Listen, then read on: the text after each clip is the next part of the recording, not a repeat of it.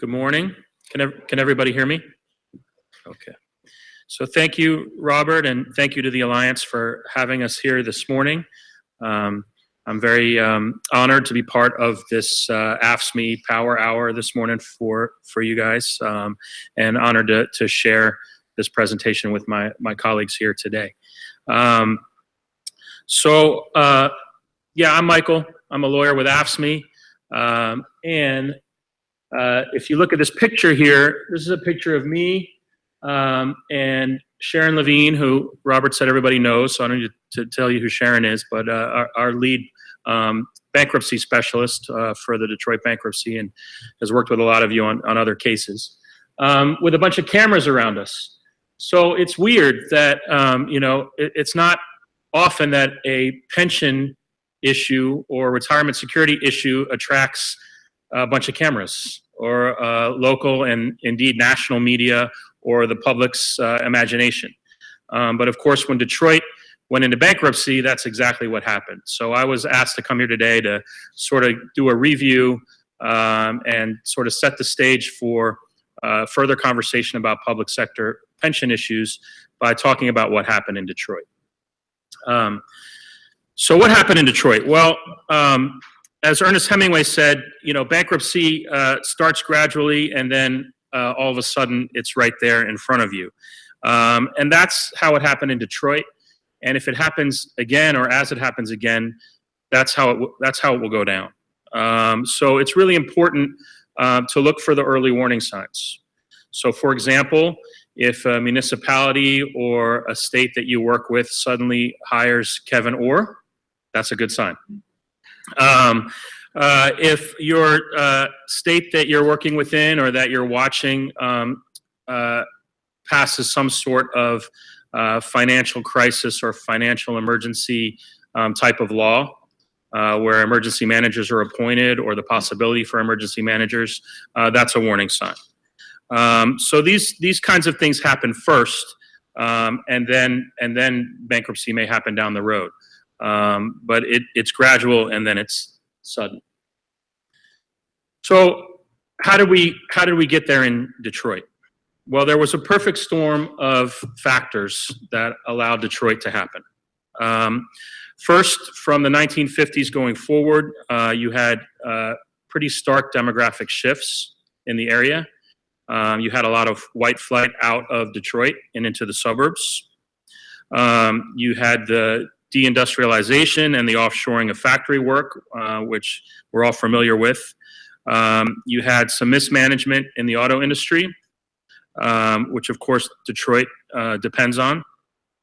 And then you had Wall Street that came in and sold some questionable investment products to public officials in Detroit that damaged their economy quite a bit and put them behind the eight ball. And then, of course, you had spiraling healthcare costs and legacy costs, and then sprinkle in a little bit of political malfeasance and corruption, and you sort of had a perfect storm for what happened in Detroit. So public sector bankruptcies are highly political in nature. And in 2010, the Tea Party revolution created the political environment also that allowed this to happen. So in 2010, you had 138 candidates ran for Congress with Tea Party support. In mid-October of that year, you had 35% of likely voters were Tea Party supporters, and they were favoring the Republicans by large margins. And that's what swept in also Rick Snyder into the governor's house in Michigan. And he campaigned as a pro-life, pro-Second Amendment, pro-family candidate with a focus on fixing the economy. And in this Tea Party wave, he was elected. It did not take long for Snyder to decide what to do about the economy. And when you're talking about a public sector bankruptcy, the two biggest hurdles that a public entity are generally going to have to overcome if they want to have a bankruptcy are going to be public opinion, the people, their elected representatives, their democratic process, and of course, the strong unions that represent workers and retirees in that particular area. So Snyder's first challenge was to figure out how to overcome those two obstacles. And the way they went about it was they passed the Local Government and School District Fiscal Accountability Act, which was known as the Emergency Financial Manager Bill, or what we like to call it, the Dictator Law. So that became law in March of 2011. Now remember, the bankruptcy didn't happen until 2013. So we're now 2 years prior. So this built over a period of years before the bankruptcy was actually imposed. Now the first law that was passed didn't mention bankruptcy. It allowed the governor to appoint an emergency financial manager, which of course would allow that manager to supersede collective bargaining agreements, to privatize at will city services, those kinds of things. But what happened was, through the referendum process in Michigan, the people, supported in large part by the labor movement, by referendum, by public vote, repealed the dictator law. So what happened next was Governor Snyder signed an almost identical law, added in some provisions that allowed for some expenditures required in that law. And once you have money that needs to be expended in a law in Michigan, that makes it referendum proof. So I don't remember exactly what he put in there, but it was a nominal amount. It was, less than $1,000 that needed to be spent out of the budget, but that was enough to make it veto proof by referendum. So the referendum's off the table, and this new dictator law included language that would authorize cities in Michigan to file for Chapter 9 bankruptcy. And you can see in the last bullet point, as an aside, that's when right to work came to be in Michigan as well. All right, so let's talk about the timeline. So fast forward to 2013, this new dictator law is in effect, and Snyder hires Kevin Orr, who I mentioned before, who's a bankruptcy lawyer at Jones Day. For those of you not familiar with that firm, it's a large law firm headquartered in Cleveland, Ohio. Also has a large presence in Washington, D.C., New York, and other places around the country. Largely represents corporate interests, thousands and thousands of lawyers. So Kevin Orr is hired to oversee sort of the fiscal emergency in Detroit. During that spring and summer, Orr and his representatives on behalf of the city of Detroit met with a coalition of unions, expressly refused to negotiate anything about pensions, anything about healthcare, anything about retirement security with those unions, made a lot of presentations, but made no effort to receive proposals, discuss proposals, negotiate in any way, shape, or form. This is important because later on down the road during the bankruptcy proceeding, the city would claim that those meetings were indeed actually negotiations and tried to use that to check off the box of that good faith negotiations are required before you can go forward with a public sector bankruptcy. They did let it know during those meetings that they planned on making drastic cuts to retirement, healthcare, pension benefits, as high as 50% cuts for some workers. So there were a series of public meetings as well. And this gentleman here is Kevin Orr. And he did a series of public hearings, public statements where retirees were invited, active workers were invited, the public was invited. And this was one of those. And here's what he had to say.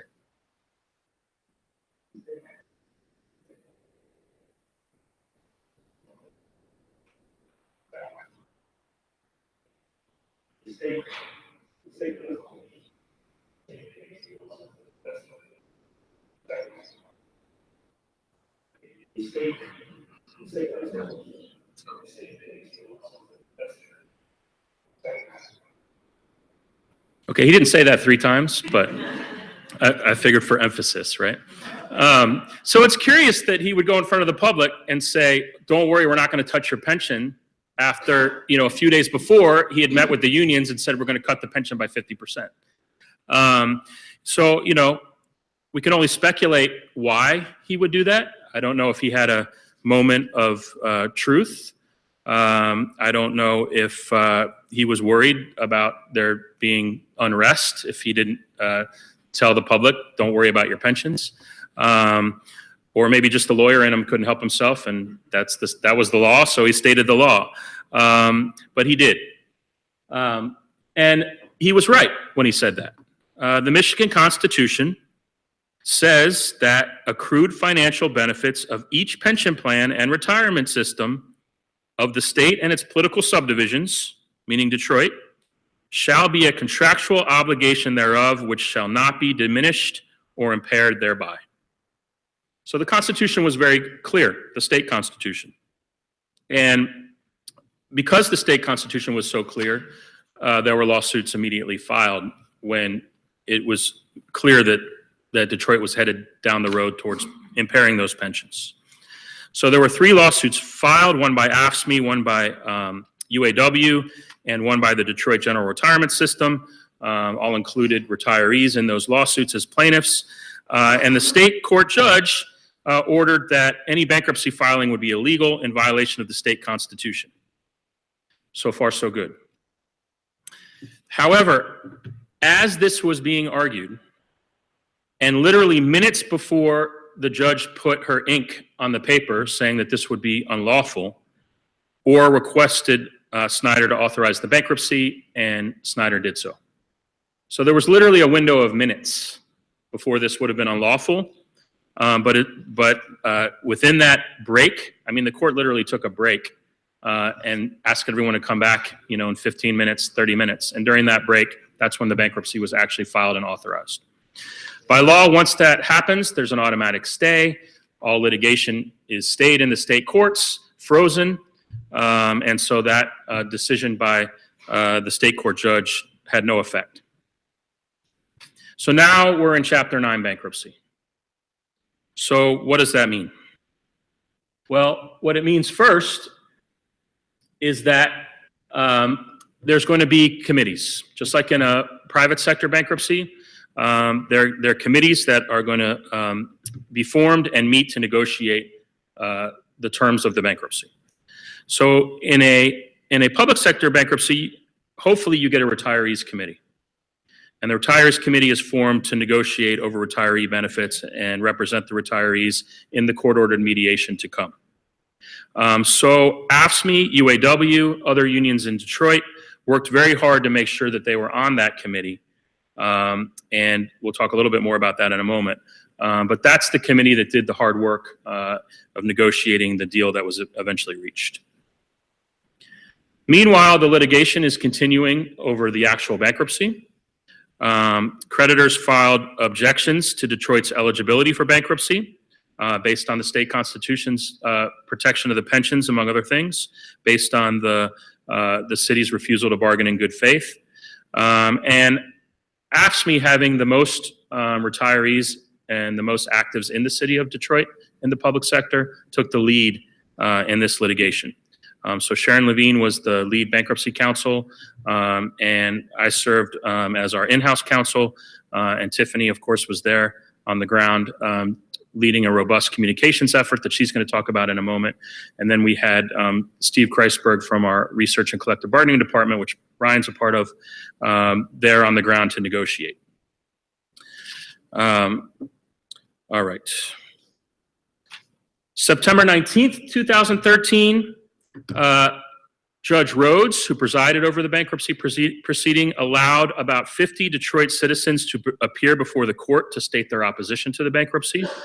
And it was quite a moment when that happened. There were a lot of powerful statements made by retirees, by citizens of Detroit, people that were going to be most directly affected by the bankruptcy. I left a couple quotes up here. Banks are too big to fail, but we are so small, there's no one to help us. Michael Vick went to jail for cruelty to animals. who's going to jail for cruelty to retirees. These are just a couple examples of the types of things that were said during that hearing. And as Tiffany's going to talk about in a little bit, you know, Chapter 9 bankruptcies are in public. And public perception of what was going on was key. It was key to getting a deal, and it was key going forward in every aspect of the entire case, because the judge knew, the city knew, Jones Day knew, especially Governor Snyder knew, that the whole world, and especially the people in Detroit and in Michigan, were watching every move. So you may be asking yourself, why did they go through all of this? Why did they want bankruptcy in the first place? Because our position all along was, if the city would just sit down and negotiate with its unions, we could work out a deal. We were willing to make concessions. We were willing to do what needed to be done to fix Detroit. And so why bankruptcy? Well, the short answer is two things: is power and money, as always. And under bankruptcy, the city has a lot more power to do things unilaterally. They can void contracts. They can void collective bargaining agreements. They don't have to honor them in a lot of cases. The retirement benefit plans were frozen going forward. The city can continue to borrow money, though, as an administrative expense. And then the money comes in. The city was able to hire professionals to help out with the bankruptcy. So there was a whole line of folks, lawyers, actuaries, economists, all kinds of folks lined up at the, for the gravy train. And so, that's, in my opinion, that's the main reason why they went the bankruptcy route. What does it mean for retirement benefits? Well, unlike private sector bankruptcies, in Chapter 9, wages, pensions, health insurance, they don't have priority over the other creditors. And like I said before, changes can be made to CBAs and benefits without consulting with unions or employees. Now, of course, all of this was subject to the risk that was hanging out there in the air over our constitutional challenges to the bankruptcy itself, or to the ability of Chapter 9, the constitutionality of Chapter 9 in the first place. So, the grand bargain. So, with all of that risk hanging in the air, the constitutional risk, with all of the very hard negotiations that were going on in mediation, a grand bargain was reached. And you'll see the very first part of this was about $800 million over 20 years that were pledged from a coalition of nonprofit foundations, the state itself, and the Detroit Institute of Art. And the Art Museum loomed large in this case because it was a city asset. It certainly had monetary value, but more importantly, it had really strong emotional value in Detroit and in the surrounding areas. This was a treasure for the community. So, when the notion came to the public that the Art Museum may be at risk, that put a fire under a lot of people to get to a deal. Now, I don't think it was the number one factor. I think the number one factor is what Tiffany's going to talk about in a moment, and the way that we messaged this, and the way that the public responded. But you can't ignore the Art Museum, too. So what did we end up with? Well, we went from where we started in May and June of proposed 50% cuts. When we got into the meat of mediation, the city, through Jones Day, made it clear that they were not willing to go below 26% cuts to the pension. And we ended with a 4.5% reduction for non-police and fire, and loss of cost of living adjustments. And for police and fire, no reduction in their pension, and a small COLA reduction. There was recoupment of excess interest, and I'm not going to get into detail about the 13th check, but that was part of the settlement. And it was a universal settlement. So we didn't just reach a deal on the retirees. We made sure we also reached a deal for the actives. And we got a new collective bargaining agreement for city employees that had new raises, better outsourcing protection, and while reduced, continued healthcare benefits. And then Aviva was put in place for retiree healthcare. So, you know, in a perfect world, not the kind of cuts you want to see. But when you're starting from 50%, when you're in bankruptcy and have very little leverage, and to get down to 4.5, we thought was quite an achievement. So what can we learn from all of this? Well, there are a few broad overarching things I think we can learn. One is if you find yourself or your union or clients that you're working with headed towards Chapter 9, at the first possible moment, you need to hire a good bankruptcy counsel. This is a highly technical field. There are all kinds of weird things in it, even for lawyers. I learned about this thing called equitable mootness while I was working on this case, which means that if the bankruptcy has gone far enough down the road where you know, too much is invested in it, it doesn't even matter if you win a lawsuit against it. The bankruptcy court can say, we can't really put the genie back in the bottle. We're just going to ignore the fact that there might be colorable claims, which was crazy to me when I heard it, but it is a thing.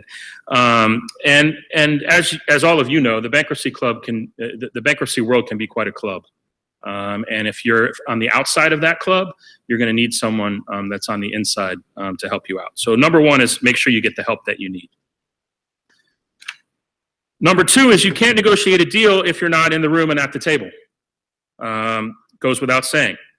So the most important juncture of the whole process is at the very beginning after bankruptcy is filed and the committees begin to be formed.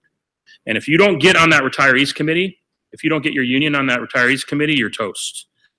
So the number one thing we did was make sure that we were telling anyone that would listen, or even if they wouldn't listen, that we belonged at the table and that we weren't going to take no for an answer as far as being at that table.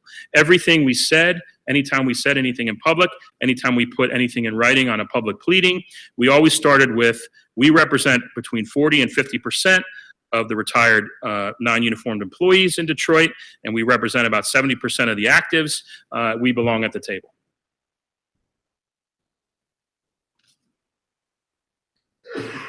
Now, when you do that, the next argument you're going to get against you is, well, how can you represent retirees and actives at the same time? That's going to be a conflict of interest, and so that's something you need to overcome from the union side. So when appropriate, you need to make sure that you use, anytime you're making arguments to anyone, whether it's the public, whether it's to a court, whether it's to the press, that you're making the case that you can represent both fairly. And that's what we did in Detroit. We emphasized that our local constitutions allow us to do that. We emphasized that in litigation, other kinds of litigation, we represent retirees and actives at the same time. We de-emphasized any potential conflicts. We got our retirees to sign new authorization cards that said that they affirmatively wanted the union to represent them, and so on and so forth. So that this can be tricky, but it's crucial. And then, as I said before, remember that Chapter 9 bankruptcies are public. Therefore, public employees and the services they provide are really compelling stories. And Tiffany's going to talk about that in detail in a moment.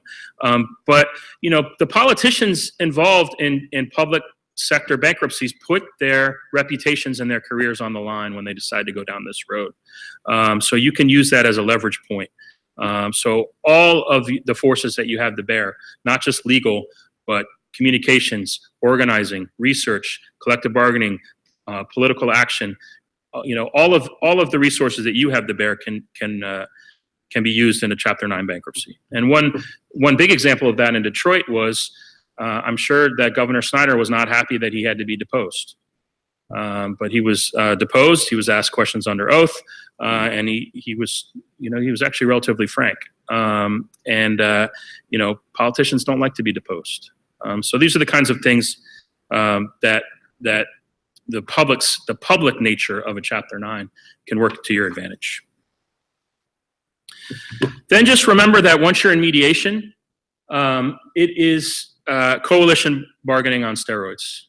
So bankruptcies move very quickly. There are a lot of different players. There are a lot of different people at the table. And it's very easy to be divided and conquered if you're not watching out for that.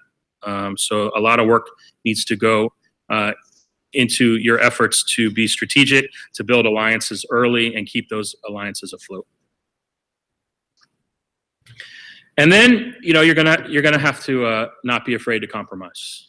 There's so much leverage to the debtor in any bankruptcy, and this is the same for public sector.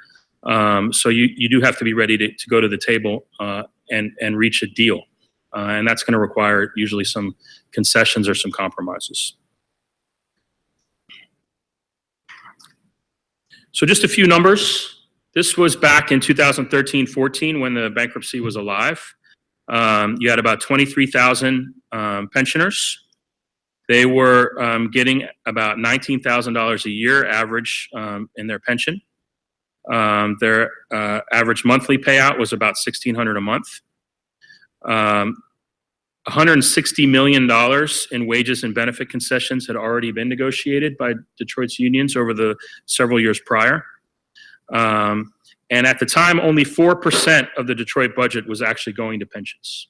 So the crisis was a little bit overstated. $160 million is the share of state revenues that was actually owed to Detroit but was not paid by the state government. And $58 million was the estimated amount of taxpayer dollars that Jones Day earned representing the city. And this is after they cut it out of the goodness of their hearts. They took a discount. So that's the discounted amount of $58 million. And then finally, just a little anecdote that at one point Kevin Orr had $3,000 worth of crab cakes ordered to his room. So he enjoyed himself in Detroit. So where are we now? So this is as of now. Detroit is on the rebound. 65,000 new streetlights. Police fire emergency response times way better than they were. The general fund is actually in surplus. The pension trust fund is in the black. Unemployment is at a 17-year low, although a lot of these jobs are not being held by Detroit residents. So we do have a lot of work to do there.